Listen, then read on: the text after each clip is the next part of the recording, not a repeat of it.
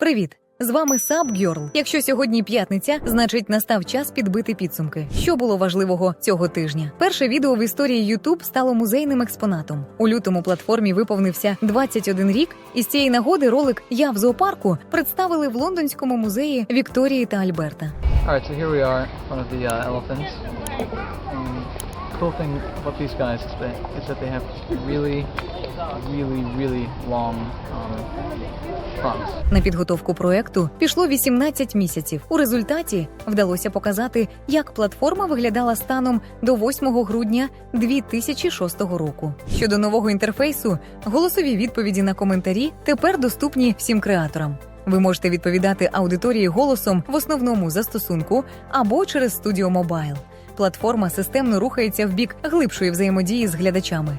Алгоритми дедалі більше враховують не просто перегляди, а залучення спільноти. Це означає, що авторам потрібно активніше працювати з аудиторією, створювати ексклюзивний контент, реагувати на запити глядачів, формувати відчуття закритої спільноти, збирати підтримку на розвиток або важливі цілі. Саме для цього ми запустили SubSub FunFunding – інструмент, який дозволяє авторам перетворювати активну спільноту на стабільне джерело підтримки.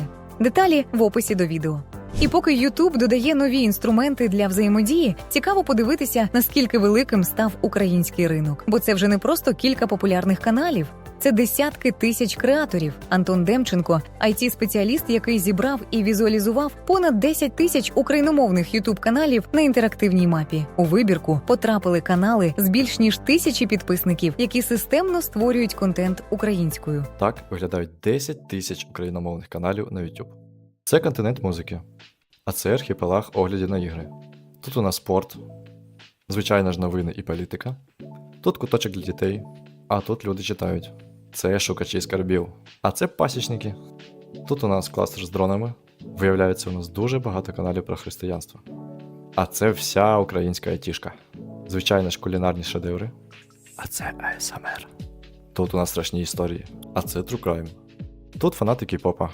А тут люди грають в Sims. Український Ютуб уже стає частиною великої цифрової історії. Класно бути серед тих, хто формує її зараз. Цього тижня ми працювали над тим, щоб монетизація авторів ставала системною, а не випадковою. Для нашого креатора Дмитра Костельова ми підготували професійний медіакіт з повною аналітикою каналу. Наша задача, щоб монетизація не обмежувалась лише переглядами, а масштабувалась через рекламні інтеграції. У документі є рейтинг за даними SubSub Analytics. Він дозволяє брендам бачити динаміку росту та позицію каналу на ринку, а автору аргументовано формувати комерційну пропозицію. Аналітика є важливою складовою на ринку. Щоб це підтвердити, ми провели дослідження новинного сегменту за лютий, враховуючи різні типи контенту. Проаналізувавши топові медіаканали, ми побачили модель ринку. Понад 80% публікацій становлять довгі відео, близько 10% – стріми і лише до 5% – шортс. Частка горизонтальних відео тривалістю до 3 хвилин залишається мінімальною та становить лише кілька відсотків від загального обсягу довгого контенту.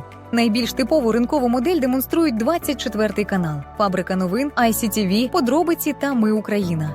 У них домінують довгі відео, присутня помірна кількість стрімів, мінімальна частка шортс і майже відсутні горизонтальні відео тривалістю до 3 хвилин. Попри загальні тренди на скорочення хронометражу в інших сегментах YouTube, новинний ринок наразі залишається орієнтованим на змістовну глибину та повноформатні відео, а не на масове скорочення тривалості контенту. Ще один напрям нашої роботи – захист каналів.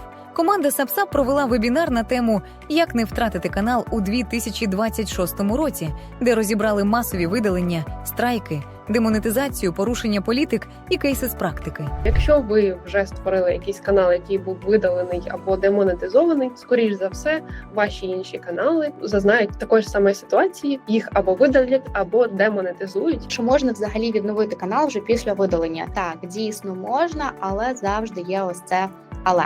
Якщо у вас уже є проблеми з каналом, заповніть форму в описі, і ми зв'яжемося, щоб допомогти. Ми все ще шукаємо таланти в команду.